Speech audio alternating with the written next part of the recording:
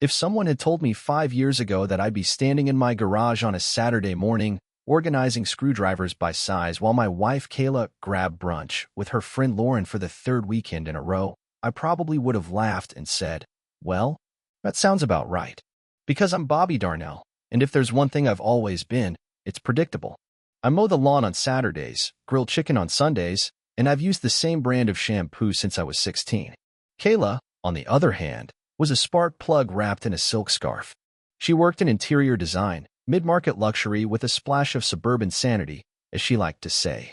She was all about aesthetics, gold-rimmed candles, hand-poured concrete plant holders, and bedspreads that cost more than my first car. I married her knowing she was different, but I figured opposites attract.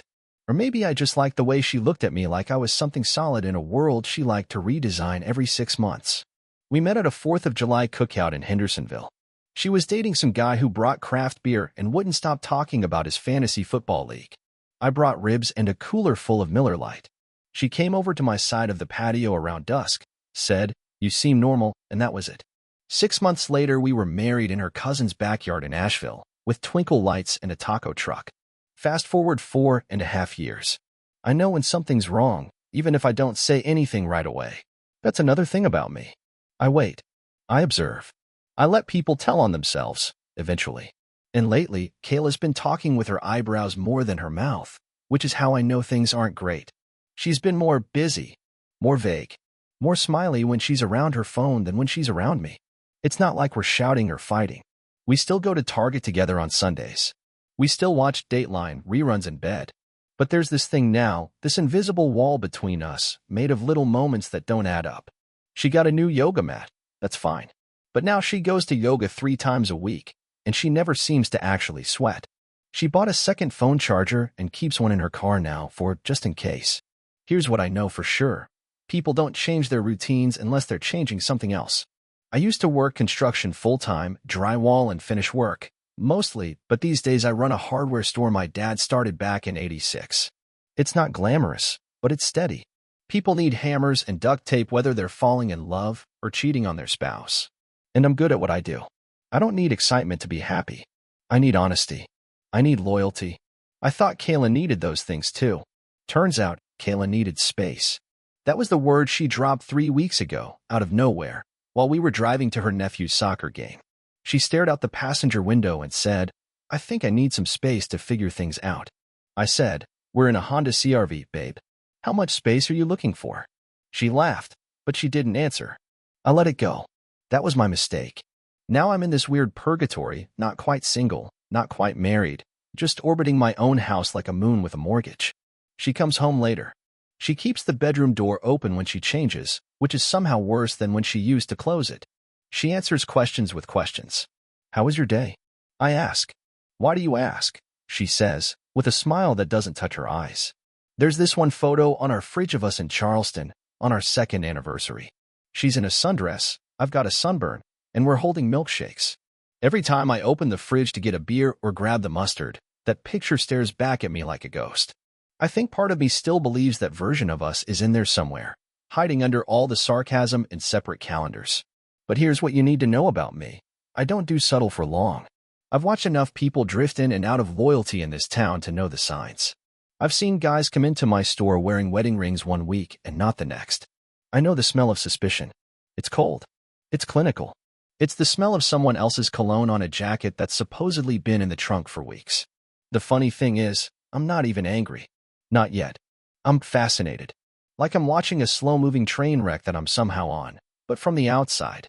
I keep waiting to feel something other than numb curiosity. I've started noticing details more. Like how she never parks in the same spot twice anymore. How she used to leave her laptop open on the couch, and now she shuts it even when she walks into the other room for 5 minutes. How she changed her lock screen from a photo of us to a photo of her at the beach, alone, in sunglasses, with that fake candid pose women do when they're trying to look like they're not looking. 2 nights ago, I found a pair of earrings in the bathroom drawer that I don't remember seeing before. They're gold hoops, smaller than her usual kind. Subtle. Not the Kayla, I know. So I asked, "New earrings?" She blinked, then smiled and said, "Oh, I've had these for a while. You just don't pay attention." Maybe. But I'm paying attention now. I haven't told her that I noticed she cleared her Google Maps history, or that I saw a new contact pop up on the shared tablet last week, then disappear a day later. I haven't asked her why she suddenly knows so much about fantasy baseball when she used to think DH stood for designated husband. What I have done is start a little project of my own. Nothing sneaky. Just structured observation. I like patterns. I believe in them. And patterns, like people, always reveal themselves in time. Am I paranoid? Maybe. Or maybe I just know what it feels like when someone's halfway out the door and waiting for you to give them a reason to leave. But here's the kicker. I'm not planning to give her a reason. I'm planning to give her the truth. And when I do, it won't be through yelling or begging. It'll be surgical. Clean. Like pulling out a splinter that's been under the skin for months. Let her have her brunches. Let her have her secrets. I'm not trying to beat her at her own game. I'm just waiting for the moment she forgets I'm playing. And when that moment comes, and it will, I'll be ready. You ever been cheated on and didn't even flinch? That's me right now. But stick around. Because Bobby Darnell's not just a hardware guy anymore. I'm about to become the best damn detective Kayla never saw coming. It all started with a charger. Not the spare one Kayla kept in her car. I'd given up wondering about that weeks ago. No, this one was in her studio. Her creative space, as she called it. A little converted sunroom off the back of the house where she kept her design samples, her mood boards, her vintage Polaroids of weird-looking chairs. I didn't go in there much. It always smelled like eucalyptus and ambition. But that morning, she was already gone, and I needed a place to take a call without the hammering from the roofers next door. I stepped inside, saw the charger on the floor behind her desk, and went to plug it into my phone. That's when I saw it, her work tablet. Open. Unlocked. Charging.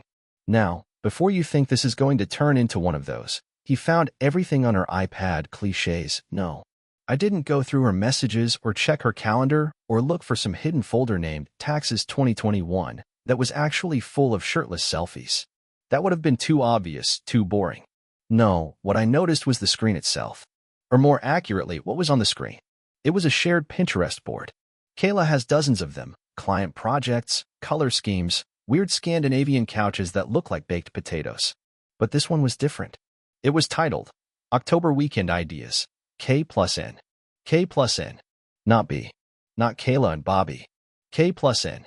The thumbnail image was a stock photo of a couple clinking wine glasses in front of a vineyard.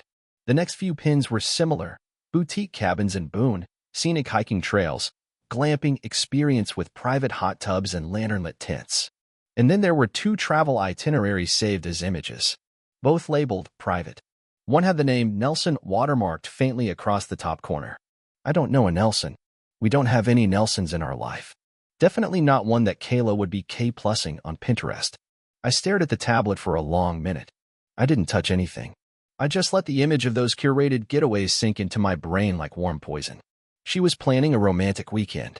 Not with me. And she was dumb enough to leave the Pinterest tab open. Now, I didn't panic. That's not my style. But something clicked in my head, like a drawer sliding into place. This wasn't just a hunch anymore. This wasn't just she's distant or she likes yoga too much. This was proof, subtle, public-facing, plausible deniability proof, but proof nonetheless. So I did what any hardware guy with half a brain and a sense of irony would do. I started building something. Not a confrontation.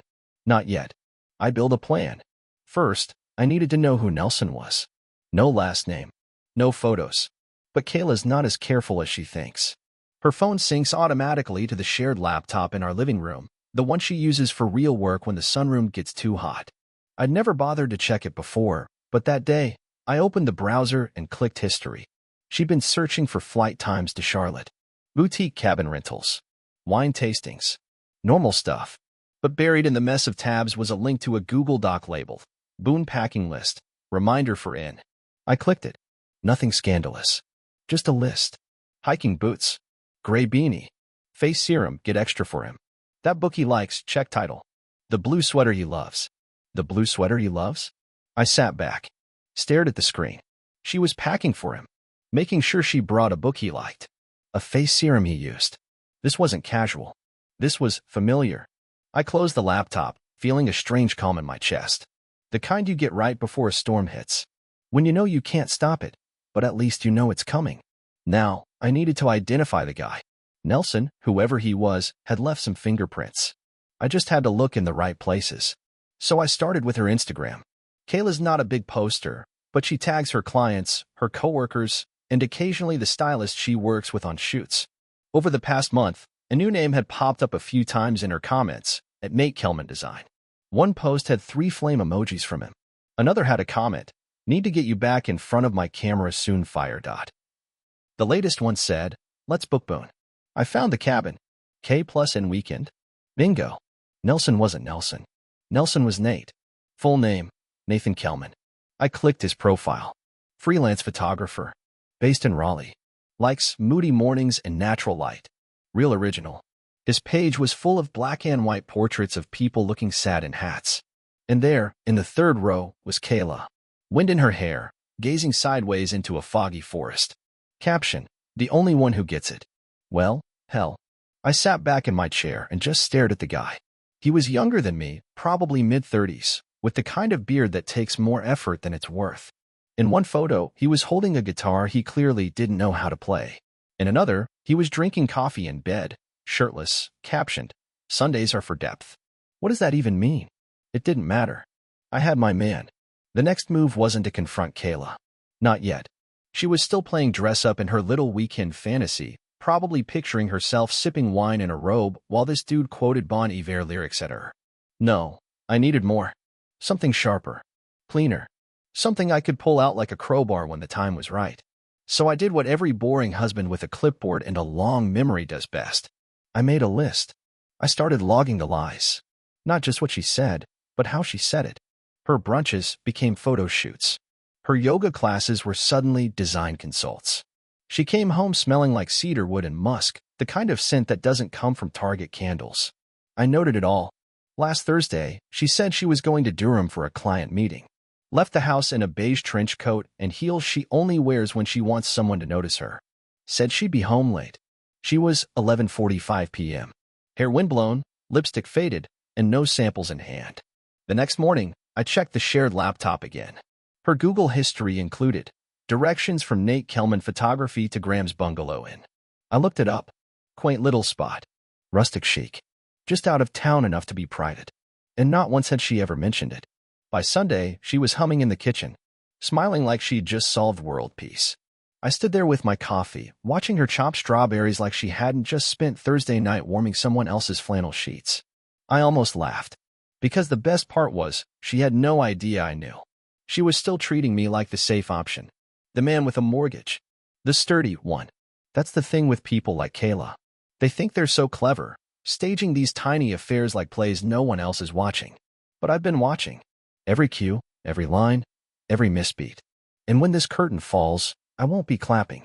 I'll be gone. But not before I make sure the spotlight hits her square in the face. There's a kind of silence that fills a room when the truth shows up. It's not dramatic. It's not cinematic. It's sterile. Clinical. Like the hum of an old refrigerator you didn't notice until it stopped.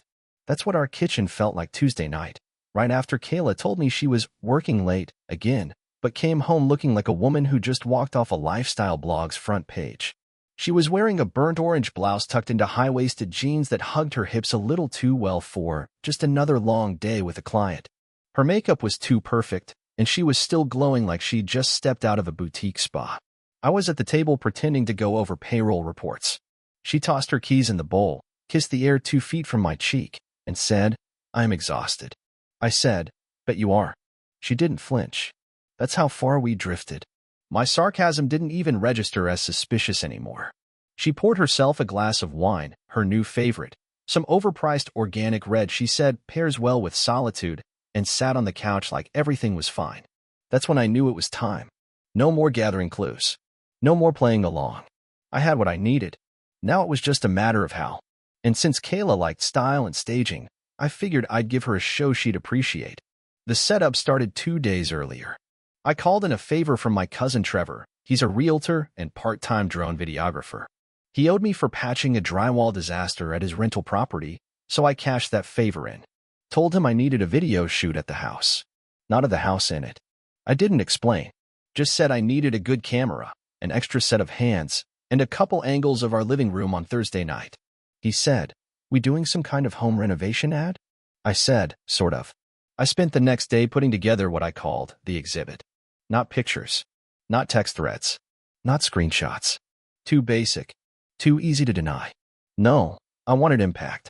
So I made a presentation, a full-blown, click-through, no-escape experience. A digital scrapbook of her betrayal. Pinterest boards. Her boon itinerary.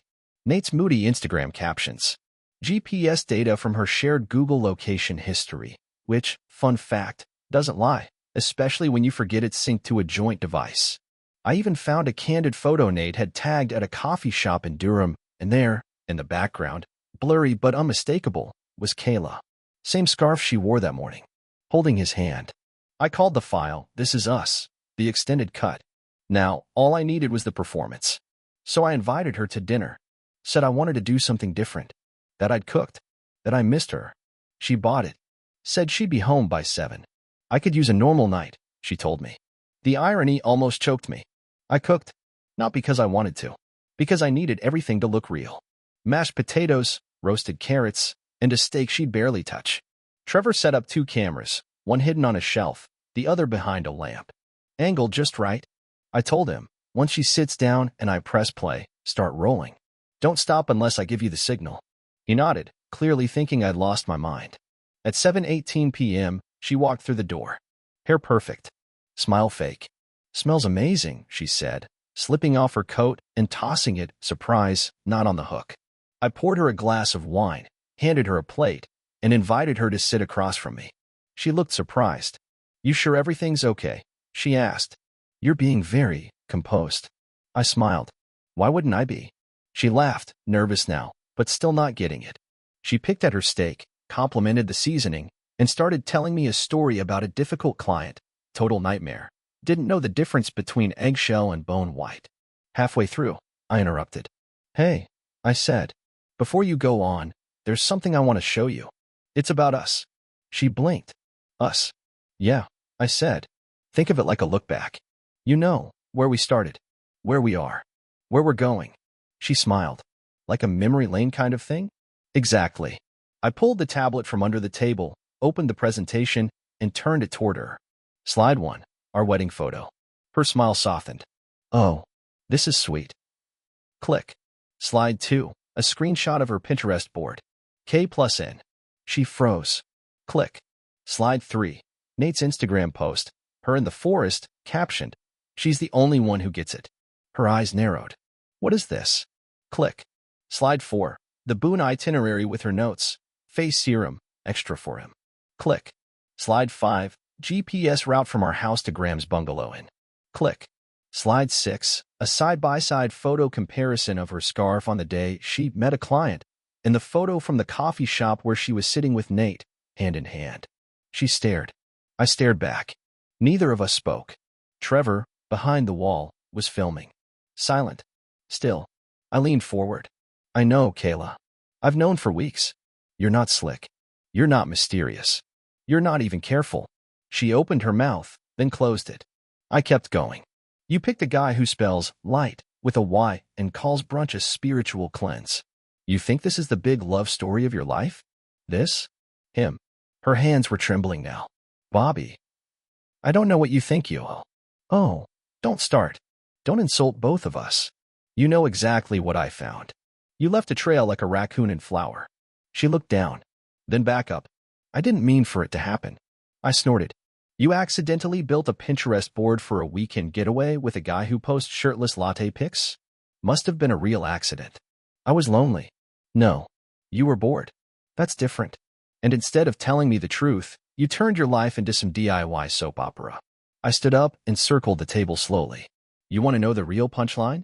I asked. She didn't answer. I don't care that you cheated. She blinked. You don't? Nope. I care that you thought I wouldn't notice. That you thought I was some background extra in your little rom-com. You picked the wrong guy to underestimate. She folded her arms, face flushed. So what is this? A trap? You brought me here to humiliate me?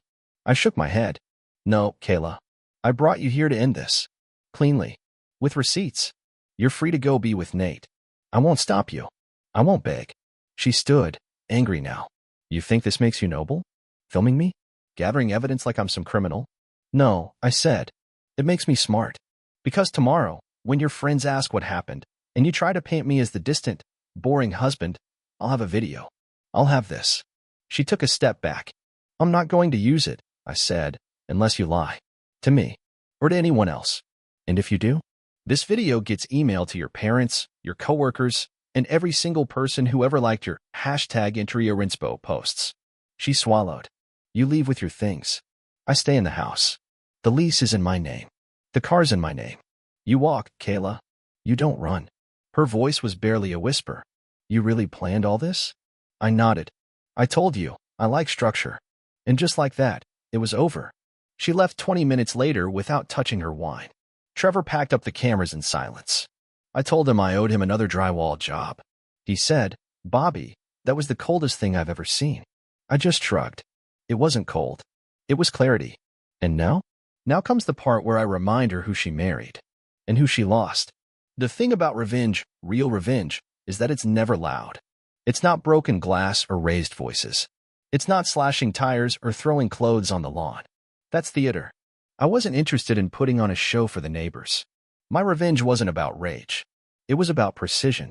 About taking everything Kayla had gambled on and flipping it inside out so cleanly she wouldn't even see the knife until it was already in. She moved out on a Wednesday. I didn't say a word as she boxed her things.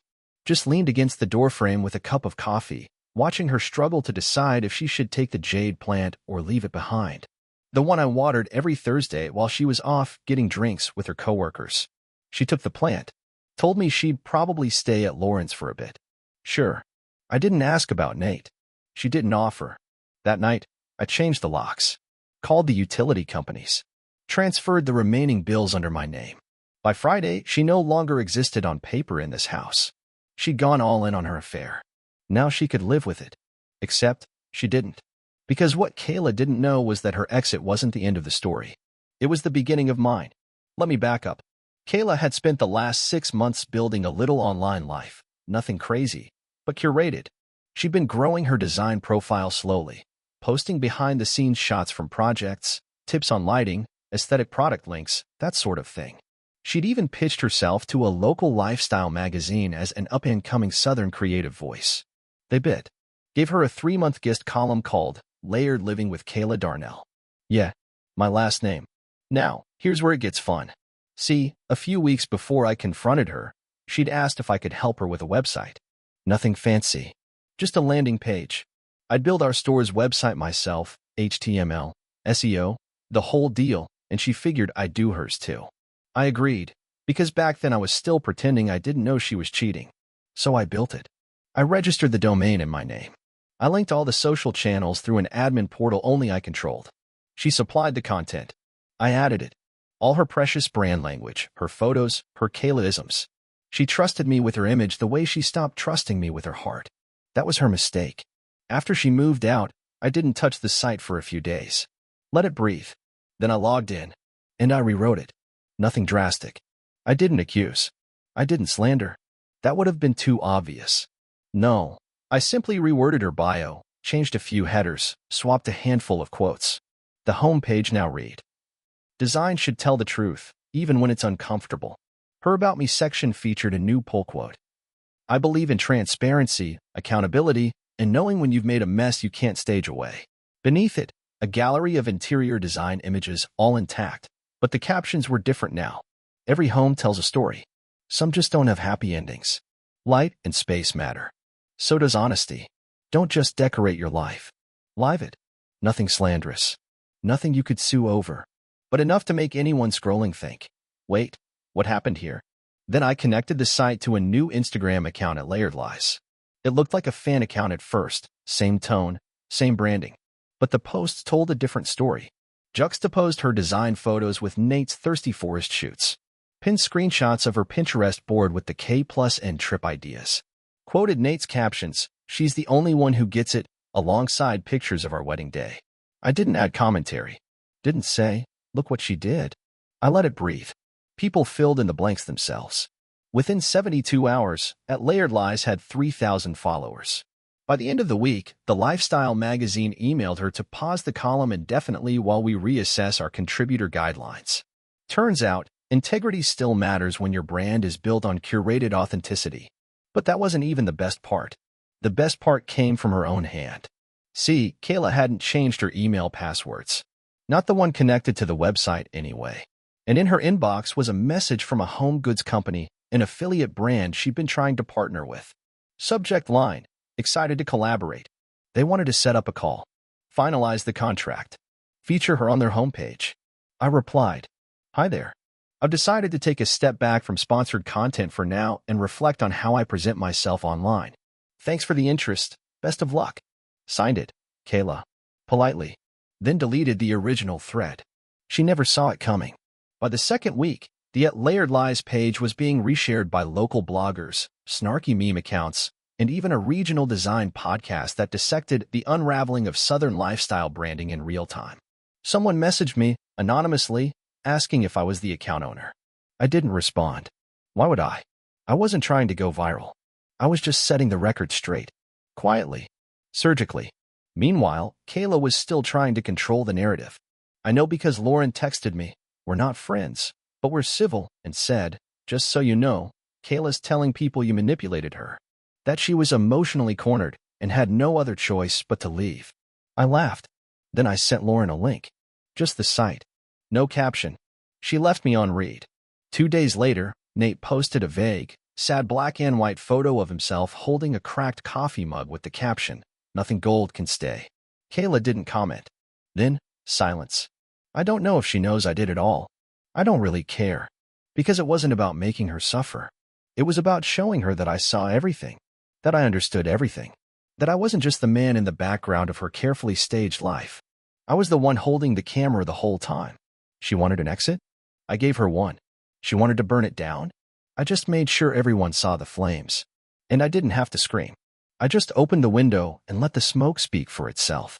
She texted me on a Monday morning like we were just two normal people trying to schedule coffee.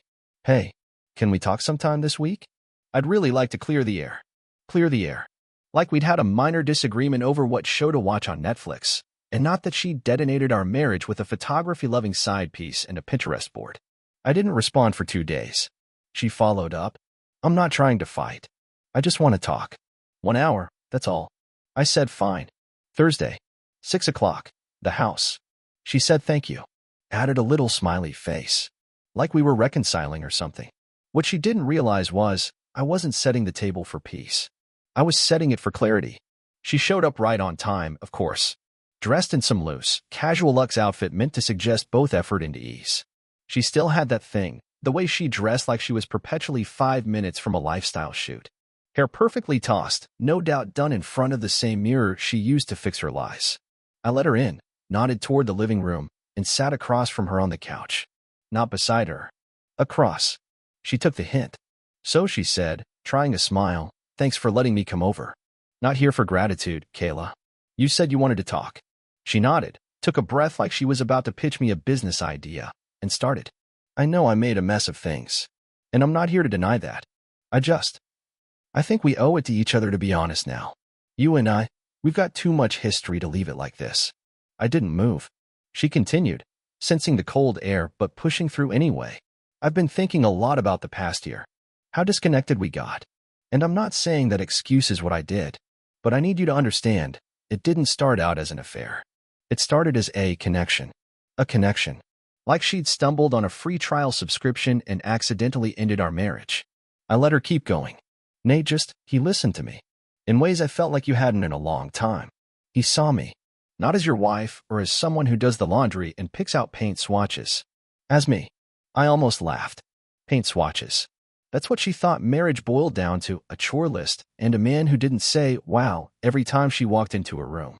"So you cheated because you were under-celebrated," I said. "I didn't say that." "No, but it's what you meant." She folded her hands in her lap. No ring, of course. She hadn't worn it since Boone. "Look," she said. "I know you're angry." "I'm not," I replied, flatly. "I was. Now I'm just done." Her lip twitched, like she was trying to find a foothold. "I didn't mean for it to happen this way." "You didn't mean for it to get caught," I corrected. Silence. She shifted in her seat. "I've been living with Lauren for a few weeks. It's been clarifying. I've had time to think. About what I threw away. About how I handled it. About you. I tilted my head. You miss me, Kayla? Or do you just miss the stability? The free rent? The guy who took care of the boring stuff while you ran off to go find yourself in some filtered Instagram fantasy? That's not fair. Neither was screwing around behind my back while I folded your laundry. That landed. Her eyes darted away, then back. I'm not asking to come back, she said, quietly. I just want to know if you could ever forgive me. That word. Forgive. Like it was a switch I could just flip. I leaned forward, elbows on knees. Tell me something, I said. Did you ever plan on telling me? She looked surprised. What? If I hadn't figured it out? If I hadn't seen the Pinterest board, the cabin plans, the name K+N? If I'd stayed blissfully dumb, would you have told me? Or would you still be here, eating my food, kissing me goodnight, and texting Nate under the table? She didn't answer. And there it was. The real truth, the one behind all the talk of disconnection and emotional depth. She wasn't sorry for the affair. She was sorry it blew up. You know the thing that gets me? I said. It wasn't even clever. You didn't bury it. You didn't hide it like someone terrified of losing everything. You left breadcrumbs. Part of me wonders if you wanted to be caught. She inhaled sharply. That's not true. You wanted out. But you didn't want to be the one to say it. So you engineered your little romance and waited for the fallout to do your dirty work. That's not what happened. No. I leaned back. Then explained the website. The Instagram captions. The Pinterest planning with your initials and his. Explain why you changed your phone habits, your calendar, your stories, and thought I wouldn't notice. She opened her mouth, then closed it. I told you before, Kayla, I said, voice low now. I'm not stupid. I'm not boring. I just don't talk as much as you. But when I move with purpose. She looked like she wanted to cry, but I could tell she wasn't going to. Not here. Not in front of the man she thought would crumble. I stood up. We're finalizing the paperwork next week. My lawyer's drawing it up. It'll be clean. You walk away with your name, your stuff, and whatever's left of your brand. She flinched. I saw the emails, I added. The brand deals. The magazine column. The way it all dried up when the story got out. You did that. Nope. You did that. I just opened the blinds and let the sun in. Silence. She stood too. Smaller now. I guess this is really it, she said. Yeah, I said. It is. Can I ask you something? Shoot. She paused. If I hadn't cheated, would we have made it? It was an honest question. So I gave her an honest answer. I think we already weren't. She nodded. Looked down at the floor. I hope you find someone who appreciates you. All of you. I already do, I said, grabbing the door. She looked up. Oh, yeah, me. And with that, I opened the door and watched her step through it. For the last time. I'd love to say the day Kayla walked out for good felt like some massive shift in the universe, like the air got lighter, the sky brighter, and suddenly birds started harmonizing outside my window like they knew the witch was dead. But no, it was just a Thursday. Quiet. Unremarkable. She left behind a half-empty bottle of overpriced shampoo in the shower and one of her scarves draped on the back of a chair like a ghost had given up halfway through haunting us. I tossed them both in a bag, zipped it up, and left it on the porch. She never came back for it. And just like that, the chapter closed. You know what they never tell you about endings? They're not loud. Not in real life. There's no fireworks, no music swelling, no emotional montage. It's just silence. Dishes still need washing. Laundry still piles up. Your car still needs gas. I kept showing up at the store like usual. Guys would come in, shoot me a look, some trying not to ask, others too curious to help themselves. Hey, Bobby, everything good at home? Yup, I'd say, without missing a beat. Real peaceful these days. And they'd nod, because they'd heard something. They always do in a town like ours. Bits and pieces. Rumors with just enough truth under the hood to keep running. One of my employees, Marcus, 25, no filter, came up to me a week later and said, "Hey boss, that new account on Instagram, the one dragging that home designer lady? That's your ex, right?" I just smiled and said, "Don't believe everything you see online." He nodded like that was wisdom from a higher power and went back to stacking 2x4s. The truth was, I had nothing left to explain. Not to Marcus. Not to Kayla. Not even to myself. Because for the first time in a long time, everything made sense. I knew exactly who I was. And more importantly, I knew exactly who I wasn't. I wasn't the fool in the story she wanted to tell later. You know, the one, the dull, uninspired husband who just didn't get her, while she bravely explored her truth in a cabin with a guy who takes black and white photos of moss. I wasn't the sad leftover watching romantic comedies and eating frozen dinners alone. I wasn't a cautionary tale. I was the guy who walked through fire, came out clean, and didn't smell like smoke. A few weeks after she left, the emails stopped. No more vague texts. No more offers to grab coffee and talk. Whatever fantasy she'd been living had clearly collapsed. Probably discovered Nate wasn't as deep as his captions made him sound. Maybe he started quoting Rumi over breakfast, and she realized she didn't actually want to date a walking inspiration board. I don't know. I didn't ask, and she didn't try again. She knew better now. There was one moment, though. One real moment that stuck with me. I was in line at the hardware store, not my own, but the big box chain across town, picking up something we didn't stock. A lady in front of me, probably mid-50s, looked at me, did a double take, and said, "You're Kayla Darnell's husband, aren't you?" I said, still holding a bucket of screws. She paused. I used to follow her stuff. That blog. Her tips on lighting and all. I unfollowed when that whole thing came out. Real shame. I nodded, polite. Then she said, "But you handled it with class." I mean that. These days, people lose their minds online. But you stayed solid. I thanked her, paid for my screws, and walked out. Solid. That word sat with me on the drive home. Not flashy. Not poetic. Just dependable. Real. That's what I'd always been. And what she never truly wanted until it was gone. That weekend, I did something I hadn't done in years. I took a drive up to Asheville. No plan. No purpose. Just me, the road, and the kind of silence that doesn't ache anymore. I stopped by an antique market. Picked up an old set of drafting tools. Nothing fancy, just well-made, reliable. The kind of thing you'd never appreciate unless you knew how much work they could do with the right hands. I smiled when I paid for them. Later that night, I sat on the porch with a cold beer and no one to lie to. No Pinterest boards with hidden meanings. No late-night stories with missing timestamps. Just me. The guy she overlooked. The guy she tried to replace. The guy who didn't break. Truth is, I don't hate her. Not anymore. Hate takes energy. She doesn't deserve mine. What she deserves is distance. A clear, wide chasm between the version of me she thinks she remembers and the man I am now. A man who pays attention. A man who listens. A man who will never again settle for half-love or curated affection dressed up in trendy fonts and morning light filters. I heard she tried to rebrand a few weeks later. New last name. New vibe. A lot of personal growth talk. The usual PR spin. People like her always need a story. A new angle. Me? I don't need one. My life doesn't need edits. It's not a photo shoot. It's a foundation. And it's never been stronger. Because sometimes, losing someone who didn't love you right isn't a tragedy. It's freedom. And sometimes, revenge isn't fire. It's the quiet satisfaction of knowing you walked away with your dignity intact, while they spend the rest of their life trying to salvage theirs. So if you ever find yourself where I was, sitting in a marriage built on blind spots and second-guessing, listen to that silence. It's not empty. It's telling you something. And if you do it right, if you pay close enough attention, you won't need to scream. You'll just walk away. And they'll hear it forever. The end. Subscribe to the channel